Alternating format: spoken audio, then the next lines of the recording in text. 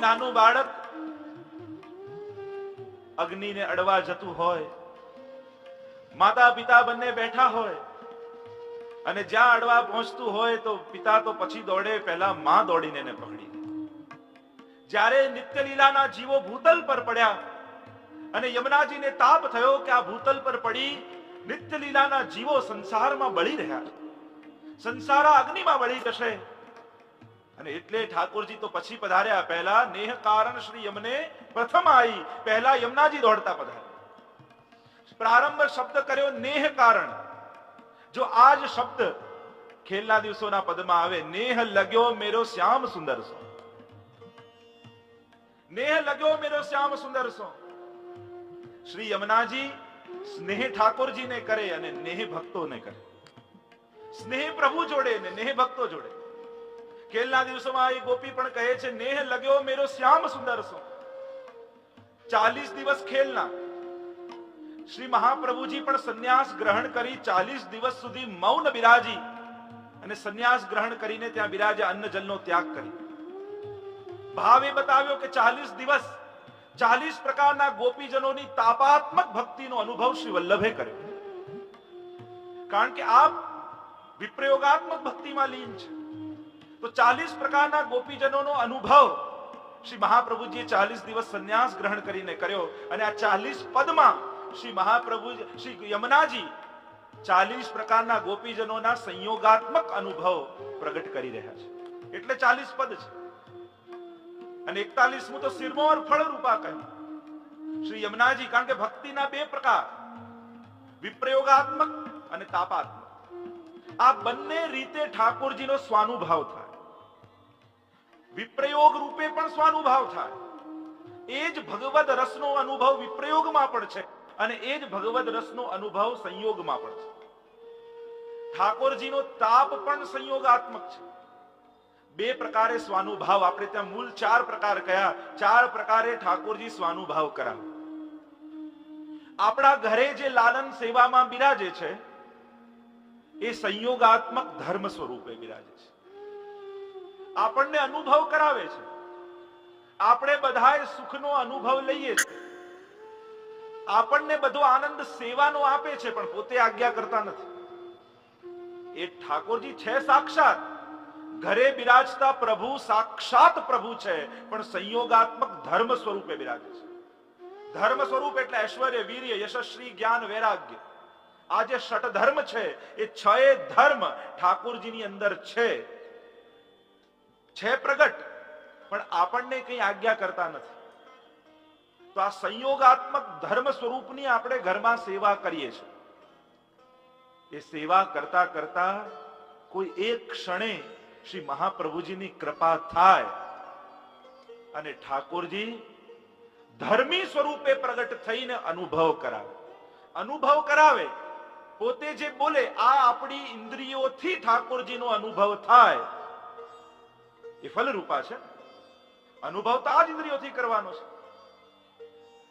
તો ઠાકોરજી જે સ્વાનુભાવ કરાવે, બોલે, કઈ આજ્ઞા કરે, મંદ સ્મિત કરે, તો પ્રભુ જે અનુભવ કરાવે એ છે સંયોગાત્મક ધર્મી સ્વરૂપ. સેવા જે કરીએ છે એ ધર્મ સ્વરૂપ, પણ સેવાથી પ્રસન્ન થઈ પ્રભુ પ્રગટ અનુભવ કરાવે એ સંયોગાત્મક ધર્મી સ્વરૂપનો સ્વાનુભાવ છે, સાક્ષાત્કાર છે. હવે અનુભવ થયો, પણ અનુભવ થોડી ક્ષણો માટે હતો. પછી પાછા પ્રભુ સંયોગાત્મક ધર્મ સ્વરૂપે બિરાજી ગયા. ઠાકોરજીને પોઢાવી દીધા. હવે હૃદયમાં તાપ થયો કે પ્રભુ આજે અનુભવ કરાવ્યો એવો અનુભવ પુનઃ ક્યારે થાય? ફરી પ્રભુ ક્યારે આવો અનુભવ કરાવશો? અને હૃદયમાં જે તાપ થયો એ વિપ્રયોગાત્મક ધર્મ સ્વરૂપનો થયો. હૃદયમાં જે અનુભવ, આ જે વિરહ થાય એ પણ પ્રભુનો અનુભવ છે. તો હૃદયમાં જે વિરહ થયો એ વિપ્રયોગાત્મક ધર્મ સ્વરૂપનો અનુભવ થયો. અને વિરહ ધીમે ધીમે પ્રબળ થવા લાગ્યો. એવો પ્રબળ થઈ ગયો કે હૃદયમાં વિપ્રયોગાત્મક ધર્મી સ્વરૂપ પ્રગટ થયું અને એક ક્ષણે બધી જ લીલાઓના રસનો અનુભવ હૃદયમાં થવા લાગ્યો. જે અનુભવ મહાપ્રભુજી ગુસાઈજીને કરાવ્યો હતો કે જ્યારે મહાપ્રભુજી આસુર વ્યામો લીલા કરી અને ગુસાઈજીને વલ્લભના સ્વરૂપના અનુભવની તાપાત્મક અનુભૂતિ થઈ. કેમ વલ્લભના સ્વરૂપને હું જાણું, કેમ મહાપ્રભુજીના સ્વરૂપને ઓળખું, અને એવો તાપ પ્રગટ થયો હૃદયમાં ગુસાઈજીને કે મહાપ્રભુજીના સંયોગાત્મક ધર્મી સ્વરૂપનો હૃદયમાં સ્વાનુભાવ થયો અને મહાપ્રભુજીની સર્વ લીલાઓ એક જ ક્ષણે અનુભૂત થઈ ગઈ. ગુસાઈજી બધી જ લીલાઓ એક જ ક્ષણે હૃદયમાં પ્રગટ થાય એ વિપ્રયોગાત્મક ધર્મી સ્વરૂપનો અનુભવ છે. તો સેવા કરતા કરતા અને તાપાત્મક જ્યારે ભક્તિ થાય અને વિપ્રયોગ એટલો બધો પ્રબળ થાય કે ઠાકોરજીની બધી જ લીલાઓ એક જ ક્ષણે હૃદયમાં પ્રગટ થવા લાગે અને બધી લીલાઓના રસ એક જ ક્ષણે હૃદયને અનુભવ થવા લાગે. આ ફલ અવસ્થા છે જે મહાપ્રભુજીને પરમાનંદ દાસજીના ઘરે થયું. હરી તેરી લીલા કે સુધી આવે એ ગાતા જે અનુભવ થયો એ વિપ્રયોગાત્મક ધર્મી સ્વરૂપનો અનુભવ. એક ક્ષણ એવી આવી જાય છે એ તાપાત્મક ભક્તિમાં કે વિપ્રયોગાત્મક ધર્મ સ્વરૂપે હૃદયમાં તાપ રૂપે વિરાજતા પ્રભુ પોતાની સઘળી લીલાઓના અનુભવ જીવને કરાવે. આ રસનો અનુભવ એક જ ક્ષણે, એ જ રાસ હૃદયમાં થઈ જાય. રસાનામ સમૂહો રાસ. એ રાસ લીલા એટલે એવી લીલા કે એમાં સમસ્ત લીલાઓના અનુભવ એક સાથે થાય. સમગ્ર લીલા એક જ ક્ષણે હૃદયમાં પ્રગટ થઈ જાય. તો એવો સ્વાનુભાવ શ્રી મહાપ્રભુજીની કૃપાથી વિપ્રયોગાત્મક ધર્મી સ્વરૂપનો સ્વાનુભાવ થાય અને શ્રી યમુનાજીની કૃપાથી સંયોગાત્મક ધર્મી સ્વરૂપનો અનુભવ થાય. કારણ કે સદા સંયોગનો સુખ શ્રી યમુનાજી આપે અને વિપ્રયોગનું સુખ શ્રી મહાપ્રભુજી આપે. જીવને શુદ્ધ કરવાનું કામ શ્રી મહાપ્રભુજી કરે અને જીવને સિદ્ધ કરવાનું કામ શ્રી યમુનાજી કરે. બ્રહ્મ સંમત આપી શ્રી મહાપ્રભુજી જે અનંત અંતરાયો, હજારો જન્મોના અંતરાયો પડ્યા હતા, અનેક યુગો વીતી ગયા હતા ભગવાન તે વિખુટા પડે અને દરેક યુગના દરેક જન્મના જે દોષો આ જીવને લાગ્યા હતા, દેહ અને જીવને બંનેને દોષો લાગેલા છે. દેહ જીવયોહો એટલે જે સિદ્ધાંત રસમાં શબ્દ પ્રયોગ કર્યો કે દેહ અને જીવ બંનેના દોષો બ્રહ્મ સંબંધથી નિવૃત્ત થાય. દેહના દોષો કયા? તો કહ્યું સહજાદેશ કાલોત્થા લોકવેદ નિરૂપિતા સંયોગજા સ્પર્શજાશ્ચ નમંતવ્યાહ કથમચન. એ દેહના દોષો. અને જીવના દોષો કયા? દેહાધ્યાસ, પ્રાણાધ્યાસ, ઇન્દ્રિયાધ્યાસ, અંતઃકરણાધ્યાસ અને સ્વરૂપ વિસ્મૃતિ. આ પાંચ જીવના દોષો અને આ સહજા આદિ દોષો એ દેહના દોષો. મહાપ્રભુજી એ બધામાંથી જીવને નિવૃત્ત કરે અને શુદ્ધ બનાવે. શુદ્ધ થયો જીવ, શુદ્ધ હૃદય થાય એટલે પ્રભુનો તાપ હૃદયમાં થાય. જ્યાં જીવને પોતાનું સ્વરૂપ જ્ઞાન થાય એટલે તાપ પ્રગટ થાય પ્રભુની પ્રાપ્તિનો. જેના હૃદયમાં દોષો ભર્યા હોય એને ભગવદ વિરહ થતો નથી. કારણ કે ભગવદ વિરહ પ્રગટ કરાવવા માટે હૃદય અંતઃકરણ શુદ્ધ હોવું જરૂરી છે. અને મહાપ્રભુજી બ્રહ્મ સંબંધ કરાવી જીવને શુદ્ધ બનાવે એટલે તાપ પ્રગટ થાય. અને મહાપ્રભુજીની કૃપાથી શ્રી યમુનાજી કૃપા કરે અને એ જીવને ભગવત સંયોગ આપે, ભગવત સેવાનું સુખ આપે અને ઠાકોરજીની સેવાને અનુકૂળ આ જીવને બનાવે. સિદ્ધ કરવાનું કામ શ્રી યમુનાજી કરે. નેહ કારણ શ્રી યમુને પ્રથમ આઈ. જીવમાં જે પ્રેમ હતો યમુનાજીનો, જે સ્નેહ હતો અને એનાથી બંધાઈ શ્રી યમુનાજી દોડ. નેહ કારણ શ્રી યમુને પ્રથમ આઈ. ઠાકોરજી પછી પધાર્યા પણ શ્રી યમુનાજી પ્રથમ પધાર્યા. કારણ કેમ પહેલા દોડ્યા? ભક્તે ચિત્ત કી વૃત્તિ સબ જાન કે. કારણ કે આ જીવને ઓળખે છે, આ ભક્તને ઓળખે છે. યમુનાજી બહુ સારી રીતે પરિચિત છે આ જીવની વૃત્તિ સાથે, ચિત્તની. કારણ કે આ જીવનું ચિત્ત એવું છે કે જો આસુરી જો વધારે રહેશે તો આનું ચિત્ત આસુરાવેશી બની જશે. બે પ્રકારના જીવો હોય છે, કે આસુરી જીવ ને બીજા આસુરાવેશી જીવ. એક તો સ્વાભાવિક આસુરી છે. પહેલા કટાક્ષે જે જન ઉપન્યા માયામાં થયા લીન. કર્મ જડ આસુર અન્ય ઉપાસક ભજન ધર્મ થી હીન. વલ્લભાખ્યાનમાં કહ્યું એટલે કોઈ આસુરી જીવ દેખાય ને તો એને આસુરી નહીં કહેવો, એમ કેવું આ તો ઠાકોરજીના પહેલા કટાક્ષનો જીવ છે એટલે રાજી થાય. આસુરીને આસુરી ન કહેવાય, એમ કેવું કે આ પ્રથમ કટાક્ષનો જીવ છે. તો પ્રથમ કટાક્ષ જે આસુરી સૃષ્ટિ એ સ્વાભાવિક આસુરી છે, આસુરી સ્વરૂપ છે. અને બીજા જીવો એવા હતા જે આસુરી સાથે રહ્યા એટલે આસુરા વેશી થઈ ગયા. એટલે જ્યારે દ્વારકેશજી મૂળ પુરુષ લખ્યું ત્યારે એ જ કહ્યું કે આસુરી સો મિલી રહત સદાઈ, ભિન્ન હોય સો કોણ ઉપાય. જ્યારે ચિંતા થઈ મહાપ્રભુજીને તો શું ચિંતા થઈ કે આસુરી સો મિલી રહત સદાઈ, ભિન્ન હોય સો કોણ ઉપાય. ચિંતા મહાપ્રભુજી કરતા હતા કે આ દૈવી જીવ પણ આસુરી સાથે મળીને રહે છે, તો એવા મળી ગયા છે કે પોતાના દૈવીપણાને ભૂલી ગયા છે અને આસુરા વેશ એમની અંદર જાગી ગયો છે. હવે એમને બિલગ કેમ કરવા, એમને અલગ કેમ કરવા? અને ત્યારે ઠાકોરજી પ્રગટ થયા અને કહ્યું, જેમ ધૂળ સાથે લોઢાનો વરખ, લોઢાનો ભૂક્કો હોય ભળી જાય તો એને દૂર કરવા માટે, જુદા પાડવા માટે ઉપાય શું? તો કહું લોહી ચુંબક ઉપર મૂકો એટલે બધું લોઢું ઉપર ચોટી જાય અને ધૂળ જુદી પડી જાય. અને એટલે જ શ્રીનાથજી રૂપ લોહી ચુંબક રાખવામાં આવ્યું દૈવી જીવો આગળ. એટલે જે દૈવી હતા એ શ્રીનાથજીને જોઈને બધાએ આકર્ષિત થઈ ગયા, બધાએ ખેંચાઈ ગયા. તો ભક્ત કે ચિત્ત કી વૃત્તિ સબ જાન કે, આ ભક્તનું ચિત્ત ને જાણે છે યમુનાજી. આ ચિત્તને વિષયો ગમે છે, વિષય ચિંતન ગમે છે. ભગવત ગુણગાનમાં જીવને રસ નથી આવતો, કારણ કે આસુરા વેશી થયો ને, એટલે આસુરીના લક્ષણો બધા જ દૈવીમાં દેખાવા લાગે, પ્રગટ દેખાવા લાગે. અને આવી ચિત્તની વૃત્તિ, એટલે જ આપણે ત્યાં કહ્યું કે ભગવદીનો સંગ કરવો. સંગ હંમેશા ઉત્તમ રાખજો. સંગ જો ખોટો મળ્યો તો દુસ્સંગ લાગતા વાર નથી લાગતા. લોકો કહે ને, કોઈને ચેપી રોગ લાગ્યો હોય, ચેપી રોગ લાગે અને એની બાજુમાં જઈને તમે બેસો તો તમને એ રોગ લાગી જાય.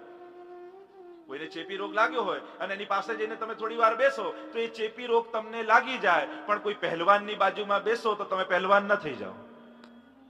એમાં તો પોતે જ કસરત કરવી પડે. આ દુસ્સંગ ચેપી રોગ જેવો છે અને સત્સંગ તો પહેલવાન જેવો છે. પહેલવાન બનવા માટે પોતે જ કસરત કરવી પડે, પણ રોગ તો કોઈની બાજુમાં બેસવાથી લાગી જાય છે. આ દુસ્સંગ એવો છે. ઉત્તમ સંગ કરજો, સારી ભાવના વાળા લોકોની સાથે રહેજો, જે ઉત્તમ ભાવ વાળા જીવો. રોજ રાજા મહેલની અટારી પર આવે સાંજ પડે અને આને લાકડા વેચાયા ના હોય એટલે સામે રાજા સામે જુએ અને વિચાર કરે, જો આ રાજા મરી જાય તો મારા બધા લાકડા વેચાઈ જાય. કારણ કે એને બાળે ચંદનના લાકડામાં, અને જો રાજા મરી જાય તો મારા ચંદનના લાકડા બધા જ વેચાઈ જાય. રોજ રાજા સામે આવીને ઉભો રહે, આ વિચાર કરે, આ રાજા ક્યારે મરે, ક્યારે મરે, ક્યારે મરે. અને આનો પ્રભાવ એવો પડ્યો કે રાજાની તબિયત બગડવા લાગી. ધીમે ધીમે અશક્તિ આવવા લાગી ને રોગ લાગવા માંડ્યો. ધીમે ધીમે એવી અશક્તિ થવા લાગી ને કેટલાય વૈદ્યોને બોલાવ્યા, કેમે કરીને રાજા ઠીક જ ન થાય. બધા ચિંતામાં પડ્યા કે અરે આને રોગ થયો શું છે. મહિનો વ્યતીત થઈ ગયો. ગુરુદેવ ઘરમાં પધાર્યા, મહેલમાં. ગુરુદેવ આવ્યા અને ગુરુદેવે જોયું કે અરે રાજા તને થયું શું છે.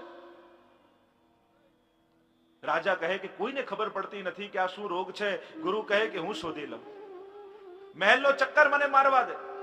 રાજા અટારી પર ઉભો હતો ને ગુરુદેવ ચક્કર મારવા માટે ગયા ને ત્યાં જોયો પેલો કઠિયારો રાજાને જોઈ રહ્યો છે અને મનોમન વિચાર કરે કે આ ક્યારે મરે, ક્યારે મરે કે મારા લાકડા વેચાઈ. અને ગુરુ આવ્યા મહેલમાં ને ખબર પડી ગઈ કે આમાં તકલીફ ક્યાં છે, કયો રોગ તને લાગ્યો છે. મારા હાથમાં આવી ગઈ એની નસ. રાજા કે કયો રોગ છે, ઉપચાર શું? ત્યારે ગુરુદેવે કહ્યું ઉપચાર એક જ છે, રોજ ચંદનના લાકડા ઘસી આખા શરીરમાં એનો લેપ કર.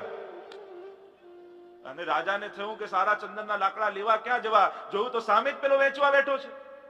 અને હવે તો રોજ રાજા એક સોના મોર આપે અને ઘણા બધા ચંદનના લાકડા લે, રોજ ઘસીને લેપ કરે.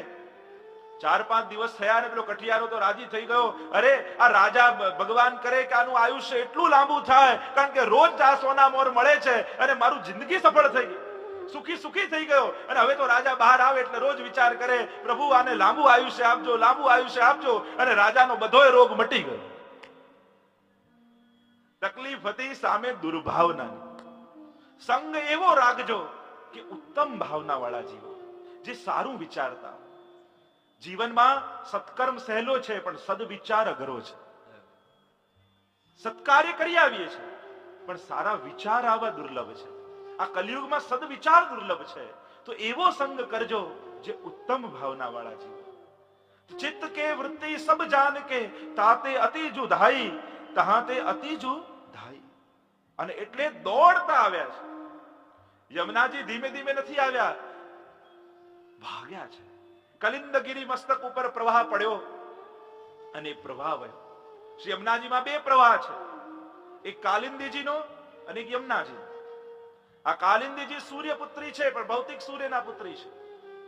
અને કથા છે ને કે ત્યાં તપ કરવા માટે બેઠા અને રાજાએ સ્પર્શ કર્યો અને જલ પ્રવાહ રૂપે વહી ગયા. તો એક પ્રવાહ કાલિંદીજીનો છે, જે અષ્ટપટરાણી માના ચોથા પટરાણી છે. અને એક પ્રવાહ જે સૂર્ય જેને કારણે પ્રકાશિત છે એવા નારાયણ અને એના હૃદય કમલમાંથી જે પ્રવાહ વહ્યો છે એ શ્રી યમુનાજીનો પ્રવાહ છે. પણ એ બંને પ્રવાહ એક જ સ્થાનેથી વહે છે. શ્રી મહાપ્રભુજી બંનેનો ફરક સમજાવે છે. તહા તે અતિ આતુર જુ ધાઈ, જાકે મન જૈસી ઈચ્છા હતી, તાહી કી તૈસી આય સાધ જુ પૂજાઈ. જેના મનમાં જેવી ઈચ્છા હતી, જે મનોકામના હતી, જે મુક્તિ માટે આવે એને યમુનાજી મુક્તિ આપે, જે લૌકિક કામના માટે આવે યમુનાજી એની લૌકિક કામનાઓ સિદ્ધ કરી દે, જે ભક્તિ માટે આવે યમુનાજી એને ભક્તિનું દાન કરે. જાકે મન જૈસી ઈચ્છા હતી, તમે જેવી ભાવના લઈને જશો યમુનાજી એવું દાન કરશો. તમે અહીંયા બેઠા છો, જેવી ભાવના કરશો યમુનાજી આગળ, એ બધી ઈચ્છા શ્રી યમુનાજી પૂરી નિશ્ચિત કરે. આ પ્રમાણ આપે છે મહાપ્રભુજી ગુસાઈજી. શ્રી યમુનાજી જીવોની સઘળી ઈચ્છા પૂરી કરે છે. અહીંયા બેઠા બેઠા ભાવના કરી જોજો. 100 સ્વરૂપે યમુનાજી બિરાજે છે. અહીંયા 108 લોટીજી છે. આ વિશ્રામ ઘાટ જ છે. જે ભાવના કરશો યમુનાજી પૂરી કરશે. ઉત્તમ ભાવના સાથે ઉત્તમનું શરણું લેવું. યમુનાજી સર્વોત્તમ છે. હીન ભાવના લઈને ન જશો. લૌકિક તો ભાગ્યમાં લખ્યું હશે ને તો મળી જશે. અહીંયા આવીને અલૌકિક કામના કરજો, ઉત્તમ કામના કરજો. કારણ ભક્તિ કોઈ આપી શકતું નથી, ભાવ કોઈ આપી શકતું નથી, અને એના દાત્રી શ્રી યમુનાજી છે. જેમ કોઈ રાજા બધું લૂંટાવવા માટે પ્રજાની આગળ પોતાનું ધન એકત્રિત કરીને ભેગા થાય ને આખા પ્રજાજનો જે પણ માંગે આપવા તૈયાર થાય, એમ યમુનાજી પણ આજે અહીંયા આપણા સૌ પર કૃપા કરવા માટે પોતાનું સમગ્ર નિધિ લઈ અહીંયા ઉપસ્થિત છે. અને અહીંયા તમે જે કોઈ આકાંક્ષા કરશો તો યમુનાજી તમને નિશ્ચિત દાન કરશે. યમુનાજી લૂંટાવવા માટે આવ્યા છે. એટલે જ કે ઠાકોરજી કૃપા કરે અને યમુનાજી લૂંટાવે. કારણ કે કરે તો કરનાર પર હોય કેટલું આપવું, અને યમુનાજી લૂંટાવે તો લૂંટનાર પર છે કે કેટલું લૂંટવું. આનંદ મહોત્સવમાં એટલે જ ઉછાળવામાં આવે કે જેની જેટલી તપ હોય, જેનું જેટલો તાપ હોય, જેટલી લૂંટવાની ધગસ હોય, પ્રાપ્તિની ઈચ્છા હોય, એટલું એ પામીને જાય. તો જાકે મન જૈસી ઈચ્છા હતી, તૈસી આય સાધ જો પૂજાય. એના સઘળા કાર્યો સિદ્ધ. યમુનાજી પૂર્વમાં મેં કહ્યું તો લૌકિક પૂરું કરવા માટે યમુનાજી માં છે, અને અલૌકિક પૂર્ણ કરવા માટે યમુનાજી સખી છે. તમે લૌકિક આકાંક્ષાથી જાઓ છો તો એ માં બની જાય છે તમારે, અને અલૌકિક કામના માટે યમુનાજી પાસે જાઓ છો તો તમને યમુનાજી સખી રૂપે મળશે. તમને માં રૂપે યમુનાજી જોઈએ છે કે સખી રૂપે? માં રૂપે યમુનાજી ચુંદડીએ ચટકાળા, ચુંદડી ઓઢે છે, ચણિયા ચોળીનો શણગાર છે, અને સખી રૂપે યમુનાજીનો મુકુટ કાછરીનો શણગાર છે. કારણ ઠાકોરજી પણ જ્યારે પણ વિશેષ કૃપા કરવાના હોય ત્યારે ઠાકોરજીના શણગારમાં મુકુટ કાછરીનો શણગાર હોય. તમે દાન લીલા લો, હોરી ખેલમાં લો, રાસ લીલા લો, સેવા ક્રમમાં વાંચશો તો મુકુટ કાછરીનો શણગાર. એટલે જ્યારે પણ રસદાનની પ્રક્રિયા આવે ત્યારે મુકુટ કાછરીનો શણગાર આવી જાય. આપણા સેવા ક્રમમાં પણ એ જ ક્રમ. અને ઠાકોરજી મુગટ આડો ધારણ કરે કારણ કે રસદાન કરવાનું છે. મર્યાદામાં સીધો મુગટ, પણ પુષ્ટિ માર્ગમાં થોડો આડો મુગટ આવે. કારણ બરહા પીડમ નટવર બપુ કર્ણયો કર્ણિકારમ બિપ્રદ્વાંસ કનક કપીશમ વૈજયંતીમ ચ માલામ. ત્યાં કહ્યું કે ઠાકોરજી હમણાં રસમત્ત બન્યા છે. કારણ કે જ્યારે રસમત્ત મયુર બને ત્યારે એના મોરપીંછને ફેલાવી અને મોરપીંછ પાડે. તો ઠાકોરજી પણ મોરપીંછ મુગટ ધારણ કરે મસ્તક ઉપર. તો એ મોરપીંછ કેમ ધારણ કર્યું? પ્રભુ રસમત્ત બન્યા એટલે રસથી ભરેલું પાત્ર બન્યા. અને પાત્રમાંથી જ્યારે દાન કરવું હોય, ક્યાંક રસ કોઈને આપવો હોય, તો એ પાત્ર થોડું આડું કરવું પડે. અને એટલે જ ઠાકોરજી મુગટ પુષ્ટિ માર્ગમાં થોડો આડો ધારણ કરે છે, કારણ કે જીવને એ રસનું દાન કરવાનું છે. તો જેના મન જે ભાવના હતી શ્રી યમુનાજીએ પૂર્ણ કરી, સખી બન્યા છે. જો ભર્તૃહરિએ નીતિ શતકમાં સખાના લક્ષણ બતાવ્યા છે, અને સર્વ લક્ષણો શ્રી યમુનાજીમાં બિરાજે છે. સાચા અર્થમાં સખી શ્રી યમુનાજી છે. ભર્તૃહરિએ કહ્યું, પાપાન નિવારયતિ યોજ્યતે હિતાય ગુહ્યમ ચ ગુહતિ ગુણાન પ્રગટી કરોતિ આપદ ગતમ ચ ન જહાતિ દદાતિ કાલે સન્મિત્ર લક્ષણમ ઇદમ પ્રવદંતિ સંતઃ. આટલા લક્ષણ મિત્રના બતાવ્યા. સખા કોણ? સમાનશીલ વ્યસનેસુ સખ્યમ. મહાપ્રભુજીએ કહ્યું સમાનશીલ અને વ્યસનેસુ સખ્યમ. અને અહીંયા મિત્રતાના લક્ષણ બતાવ્યા. પહેલું કહ્યું પાપાન નિવારયતિ, જે પાપ કરતા રોકે એ મિત્ર, એ સખા. તો યમુનાજી સાચા અર્થમાં સખી છે. અબ કાટત પાપ ધાર પેની, જીવને પાપ કરતો અટકા. સમસ્ત દુરિતક્ષયો, યમુનાષ્ટકમાં પણ મહાપ્રભુજી કહે છે ને, સમસ્ત પાપોમાંથી જીવને નિવૃત્ત કરી. યમુનાજીના ગુણગાન જે જીવ કરે એ સમસ્ત પાપોમાંથી નિવૃત્ત થાય. પાપ કરવાની વૃત્તિ મનમાંથી જતી રહે. પાપાન નિવારયતિ.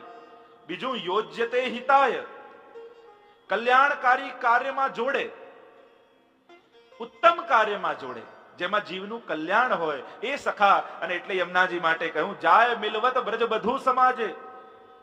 શ્રી યમુનાજી ક્યાં જોડે છે? કે જ્યાં અનંત ગોપીજનો ઠાકોરજી અને સ્વામીજીની સેવામાં લાગ્યા છે, એ સેવા કરતા ગોપીજનોમાં યમુનાજી કૃપા કરી અને જીવને જોડી દે છે. અને ભગવત સેવાથી ઉત્તમ કલ્યાણકારી બીજું કાંઈ નથી. યોજ્યતે હિતાય, હિતકારી કાર્યમાં જોડે. મહાપ્રભુજી એટલે જ કહ્યું સર્વદા સર્વભાવેન ભજનિયો વ્રજાધિપ સ્વસ્યાયમેવ ધર્મો હિ નાન્યત્વાપી કદાચન. આનાથી ઉત્તમ યા વૈષ્ણવ માટે બીજો કોઈ ધર્મ નથી. શ્રેષ્ઠ ધર્મ એ સર્વદા સર્વભાવથી પ્રભુની સેવા કરવી. યોજ્યતે હિતાય. ત્રીજું લક્ષણ બતાવ્યું ગુહ્યમ ચ ગુહતે, ગુપ્ત વાતને ઢાંકે, ગુપ્તને ગુપ્ત રાખે. તો યમુનાજી પણ શું કરે? જે સખીનો જે મનોરથ હોય અને યમુનાજી આગળ આવીને વિનંતી કરે, હે યમુનાજુ, અમારા મનમાં મનોરથ થયો છે. અને યમુનાજી એના હૃદયમાં રાખે, ઠાકોરજીને કહે નહીં, હૃદયમાં રાખે. અને જીવ સખી જે છે એનો મનોરથ યમુનાજી આગળ કહે એટલે એ મનોરથ, એ ઈચ્છા, એ બીજ રૂપે યમુનાજીના હૃદય ક્ષેત્રમાં વાવી દે. અને સેવા કરતા કરતા એ હૃદયમાં યમુનાજીની અંદર અંકુરિત થાય. અને એમાં જ્યારે ફળ આવે ને ફળ ઠાકોરજીને સામગ્રી રૂપે યમુનાજી સમર્પિત કરે. એટલે જે ગૂઢ મનોરથ સખીની અંદર હતો એ મનોરથ પૂર્ણ થયાનો આનંદ એ સખીના હૃદયમાં પ્રગટ થાય. એ સુખનો અનુભવ એ સખીના હૃદયમાં પ્રગટ થાય. તો ગુહ્યમ ચ ગુહતે, ગુપ્ત વાતને ઢાંકે, જીવના મનોરથને ગુપ્ત રાખે. ચોથું લક્ષણ કયું? ગુણાન પ્રગટી કરોતી, ગુણને પ્રગટ કરે સખા. તો યમુનાજી મુકુંદ રતિવર્ધિની છે. ઉત્તમ ગુણ કયો ભક્તની અંદર? ઉત્તમ લક્ષણ કયું કે જેનાથી પ્રભુ પ્રસન્ન થાય? બાકી બધાય ગુણો તો પુણ્ય ઉત્પન્ન કરનારા છે. કેવલ એક જ ગુણ કૃપા પ્રાપ્ત કરાવનારું છે, અને એ ઉત્તમ ગુણ છે ભક્તના હૃદયમાં રહેલી ભક્તિ. અને ભક્તિ શ્રી યમુનાજી આપે, મુકુંદ ભગવાનમાં પ્રેમ ઉત્પન્ન કરે અને એનાથી આકર્ષિત થઈ સ્વયં ઠાકોરજી જીવ પર કૃપા કરે. એટલે ઉત્તમ સખી શ્રી યમુનાજી છે. ગુણાન પ્રગટી કરોતી, આપદ ગતમ ચ ન જહાતી. પાંચમું લક્ષણ બતાવ્યું કે જ્યારે વિપત્તિ આવે ત્યારે છોડીને ન જાય એ સખા. તો વૈષ્ણવ માટે, ભગવદી માટે આપદગતમ શું છે? વિપત્તિ શું છે? કે ઠાકોરજી જીવનો અંતરાય આપી દે, વિયોગ આપી દે, એનાથી વધારે કોઈ આપત્તિ ભક્ત માટે નથી. સૌથી મોટું દુઃખ કયું ભગવદીઓ માટે? ભગવદ વિરહથી વધારે કોઈ દુઃખ નથી. જ્યારે પ્રભુ અંતર ધ્યાન થઈ જાય, એકવાર સંયોગનું સુખ આપી પ્રભુ જ્યારે રાસલીલામાં અંતર ધ્યાન થયા અને ગોપીઓની જે ઉત્કટ અવસ્થા થઈ અને એમ થયું કે હમણાં પ્રાણો છૂટી જશે, ત્યારે યમુનાજીના તટ પર આવ્યા અને યમુનાજીની કૃપાને કારણે ઠાકોરજીએ કૃપા કરી. તો આમ દુઃખમાં જે સાથ ન છોડે, યમુનાજીએ સાથ ન છોડ્યો, ગોપીજનોને સાથ આપ્યો અને જેની આકાંક્ષા હતી એની પ્રાપ્તિ કરાવી. એટલે ઉત્તમ સખીનું લક્ષણ શ્રી યમુનાજીમાં છે. અને છેલ્લે કહ્યું દદાતિ કાલે, જ્યારે યોગ્ય સમયે જેની જરૂર હોય એનું દાન કરે, એ આપે એ સખા. તો યમુનાજી પણ એવું જ કરે. જ્યારે યોગ્ય સમય આવે કે હવે ઠાકોરજી રાસ કરવા માટે તૈયાર થયા છે અને એ સમયે પાછળ છુપાયેલી સખીનો હાથ પકડી આગળ કરી દે અને જે સુખ પોતાને મળવાનું હતું એનું દાન શ્રી યમુનાજી સખીને કરી. તો આનાથી ઉત્તમ સખી બીજી કોણ હોય? શ્રેષ્ઠ સખાઓના જે લક્ષણ આપ્યા શાસ્ત્રોમાં, એ સર્વે લક્ષણ યમુનાજીમાં બિરાજે છે. અને એટલે મા રૂપે કૃપા કરે જ્યારે લૌકિક જોઈતું હોય અને સખી સ્વરૂપે કૃપા કરે જ્યારે અલૌકિક જોઈતું હોય. ત્યારે યમુનાજી સખી બની જાય છે. અને એટલે કહ્યું જાકે મન જૈસી ઈચ્છા હતી તૈસી ही आए साध जो पुजाई, नंददास प्रभु तापर રીજ રહે, જોઈ શ્રી યમુનાજી કો જસજુ ગાય. નંદદાસ કહે કે પ્રભુ તેના પર રીઝે, ઠાકોરજીને રાજી કરવા છે આપણે. અચ્છા, તો ઉપાય કયા? પ્રભુને રાજી કરવાનો ઉપાય શું? પ્રભુ સેનાથી પ્રસન્ન થાય. તો કહ્યું જોઈ શ્રી યમુનાજી કો જસજુ ગાય. તમે યમુનાજીના ગુણગાન કરો ને એટલે ઠાકોરજી અતિ પ્રસન્ન થઈ જાય. અને પ્રભુ પ્રસન્ન થાય એના દ્વારા જ ભક્તિની નિષ્ઠા સિદ્ધ થાય. ભક્તિની સિદ્ધિ ક્યારે, ભક્તિ ફલ રૂપા ક્યારે થઈ કહેવાય? કે જ્યારે ઠાકોરજી રાજી થાય. બસ આ ભક્તિ ફલ રૂપા થઈ. આપણને આનંદ થાય એ સાધન ભક્તિ, અને જેનાથી ઠાકોરજીને આનંદ થાય એ ફલ રૂપા ભક્તિ.